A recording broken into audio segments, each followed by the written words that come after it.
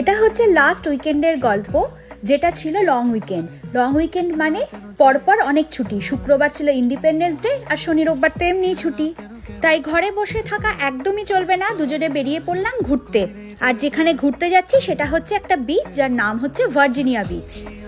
আর এই বিচটার ডিস্টেন্স আমাদের অ্যাপার্টমেন্ট থেকে হচ্ছে 240 মাইলস, তার মানে ওই 400 কিলোমিটার মতো। সময় লাগে প্রায় 4.5 ঘন্টা। আর এই ভার্জিনিয়া বিচ যাওয়ার রাস্তাটা ভারী সুন্দর, নদী পড়ে, টানেল পড়ে, খুব সুন্দর লাগে দেখতে, জানেন তো। এখান থেকে আমাদের হোটেল যে সিটিটায় সেটা বেশি আর দূর নেই, সেজন্য মাঝ রাস্তায় নেমে চিপস আর কোল্ড ড্রিঙ্কস কিনে একটু ফটোশ্যুট করে আবার গাড়িতে উঠে পড়লাম। ভার্জিনিয়া বিচ যেতে খুব দুটো বড় ফেমাস জায়গা পড়ে, একটা হচ্ছে হ্যাম্পটন আর একটা হচ্ছে নরফক। এই টানেলটা হচ্ছে হ্যাম্পটনে, এই টানেল শেষ হলেই হচ্ছে একটু গেলেই নরফক, যেখানে আমরা আমাদের হোটেলটা বুক করেছি। এই যে আমরা হোটেল পৌঁছে গেছি, এখন বাজে 3:30 মতো।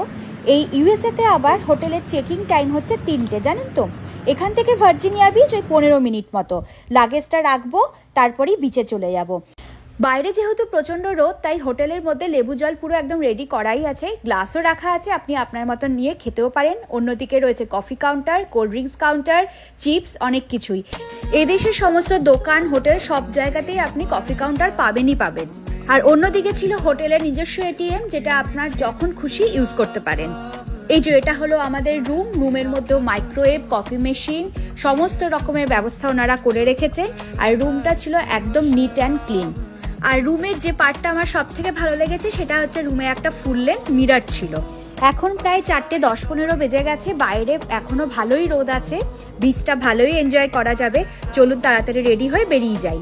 এদেশে যেহেতু সামারের সময় রাত 9:45 পর্যন্ত রোদ থাকে, তাই একটু দেরি করে গেলেও বিচে কোনো অসুবিধা নেই। নেক্সট পার্টটা নেক্সট মিনি ভ্লগে শেয়ার করব। আজ এটুকুই, টাটা।